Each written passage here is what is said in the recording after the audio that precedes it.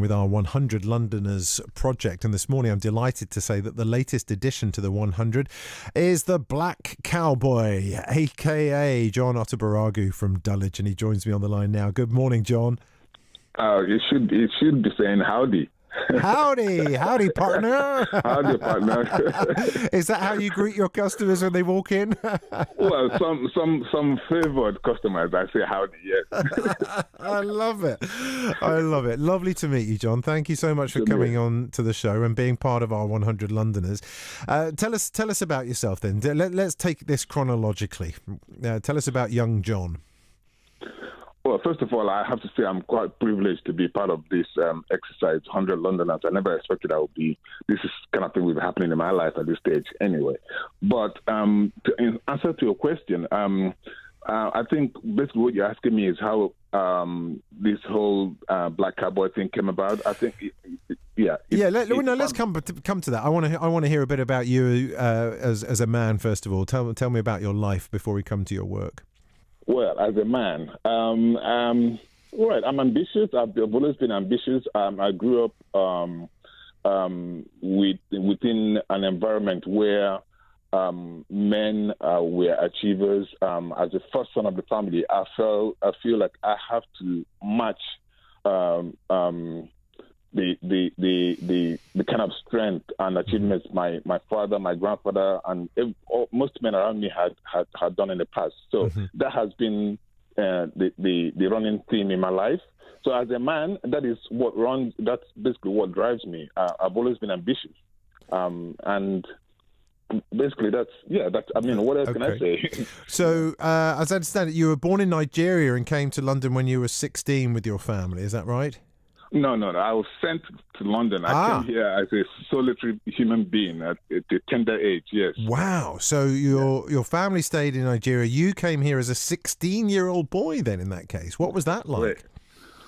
It wasn't really that strange because if you understand, growing up, we felt we were part of the we were part of the colony. We were part of the British experience, so it didn't feel strange actually coming to London because I used to read comic books. We were part of the British system for a long time, so it didn't feel strange. But what felt strange was the fact that when I came here, the reciprocity of it wasn't the idea that we are British didn't actually gel with the people around me initially. But for me, there was no difference in leaving Nigeria in my circumstance that I was in to come to London. It was comparable. My standard of living was comparable to what was happening in London at the time, so it didn't feel strange at all.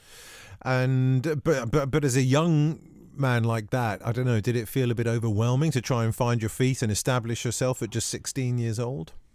Not really. No, you're confident. I love it. The confidence was there at a young age. That's good. I was happy to leave. I couldn't wait to.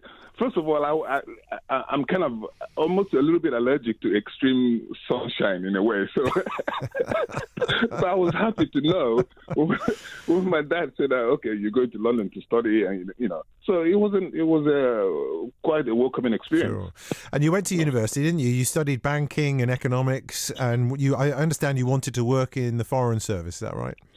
Well, let's just say I was trying to fulfill my father's wishes in a way. I do have that DNA part of me that, the banking and the management and all that. But there was my essential core is basically an artistic person. I'm a very creative person. So as the first son, yes, I was supposed to go along the same line as my dad, who was a banker, and he had his own accountancy firm, which I was supposed to take over eventually. But within me, inside me, I knew that I wanted to go a different direction, which to direct films and write and that sort of thing. Okay. So, yeah. And is that something you have achieved, or is that still on the to-do list? Oh yes, I have achieved it in more ways than one. Okay, so I did a stint at the BBC, and one of my first jobs was actually to go to Buckingham Palace and film Prince Philip on an event. Right. So I used to work with a guy called Howard Gasker. Mm-hmm. So I did quite a few projects for the BBC under the auspices of Howard Gasker. I did Wimbledon tennis, lawn tennis. I even did a John Major interview where I sat down and spoke to John Major directly. So, in that aspect, I have achieved that. But then, in this present format, my Black Cowboy experience, I've decided to use every single aspect of my life, including the artistic, the film, all of that, to infuse into this project. So yes, I am achieving it. I have achieved it. Well, we're all a sum of our parts and experience, I suppose, aren't we? And before we come up to date, you spent some time in America as well, didn't you? During your younger life. What led you to that? I think you moved there the day before 9/11, didn't you? Yes, I did. I don't know if you heard of the phrase "itchy feet." You know, I've always had itchy feet. I'm an adventurer. I like to move around. Okay. You know. So at that particular point in my life, when my BBC experience was dwindling, for whatever reason it was, you know, I knew that it was time for me to now adventurize and expand into different horizons. Mm-hmm. And I thought America would be the perfect place for me. And basically would be killing two birds with one stone. Mm-hmm. I'll be able to achieve my dream of living the cowboy experience and doing the cowboy thing, mm-hmm. and also pursuing other goals. You know? Ultimately, it was about my entrepreneurial spirit. I wanted to be able to start, either have my own production company or do something else to just exploit my entrepreneurial skills. Gotcha. So was it Texas you landed in? You found yourself living in Texas, well, is that right? Before 9/11, I landed in New York. I was actually there when the thing happened. Wow, were you? Yeah. Okay, that must have been frightening. Yeah, not to divulge too much, but I was actually there for reasons of being with an ex-girlfriend. So I was going downtown to New York Film Academy because I wanted to go talk to them about registering with the New York Film Academy. And then that thing happened. The most surreal thing I've ever experienced in my entire existence. So it was after that that we couldn't come back to England for a couple of weeks. And that it was like an epiphany that made me realize I could have died here, and I can't really afford to waste my time anymore. I need to find ways to achieve my dreams and goals. So I eventually moved to Texas, and that's basically what that story is about. Okay. I moved, yeah. We're back to London now, though, I think, aren't we? When did you come back to London? I came back to London involuntarily in 2013, but we don't have time to go into that. But anyway, so after building up a life, buying my own house, having my own trucking company in a way, I came back suddenly penniless and homeless, and at the end of 2013. So momentarily, that point in my life, I thought, this is not happening. Momentarily, I got lost in myself. But it was just for a moment. And your father has a phrase, doesn't he, which I think was inspirational. When you were on your uppers like that, no home, no money, your father's words were ringing in your ears. But my father's words, my grandfather's words were ringing in my ears. I am the first son of the family. I can't afford to disappoint. So long as you have life, you have hope. So long as you have oxygen in you, you can achieve your dreams. Yeah. So, those two men played a big role in my life because they never gave up. My grandfather was the son of a king. He became a king himself of an area almost as big as 2 or 3 council areas in London. Mm-hmm. So I had these men basically ruminating in my head, and I couldn't afford to fall down. I just couldn't afford to lie down. Amazing. So that determination kicked back in again, and there you found yourself with the help of a charity and their business enterprise program with a grant to start your own business. And we're right up to date now with the Black Cowboy. Tell us more. Where did the idea come from, and what did you want to achieve? Okay, usually with this sort of question, there's a myriad of reasons why I started the business. First of all, the inspiration for the Black Cowboy thing came from my childhood. I was a bit of a loner as a kid, and during the Civil War in Nigeria, all I did was watch black and white films of cowboys. My dad had a big library of Chinese encyclopedia and Western encyclopedia, and that's all I did was read. And I kind of intuited and knew at the time, and also from what I've read, about the black cowboys. And that stayed with me for a very long time. So I basically was living that life in my head. I saw different images on the screen, but it was actually, I placed myself in them because I actually had an affinity from, what I've read. I saw that the black cowboys were actually, and I guess you'd seen it firsthand in living in Texas. Yeah. That cowboy culture is alive and well, isn't it? Oh, yeah. I was a trucker for 9 years, and I was suited and booted. I lived that life completely, you know. We were called asphalt cowboys because basically we did the same things cowboys did on the trail. We were moving goods from place to place. I used to drive to Canada. I was covering 2,000 miles a week for 9 years. Wow. So, you know, yeah, I lived a life. So, look, for people who are familiar with your coffee shop in Elephant and Castle, the Black Cowboy, they'll know you. They'll know what you're all about. But how did you come on to sort of coffee and a coffee shop with the theme of Black Cowboy? How did you link those two together? Well, what I did is I've created my paradise. I've used everything that I'm passionate about: coffee, Black Cowboys, theater.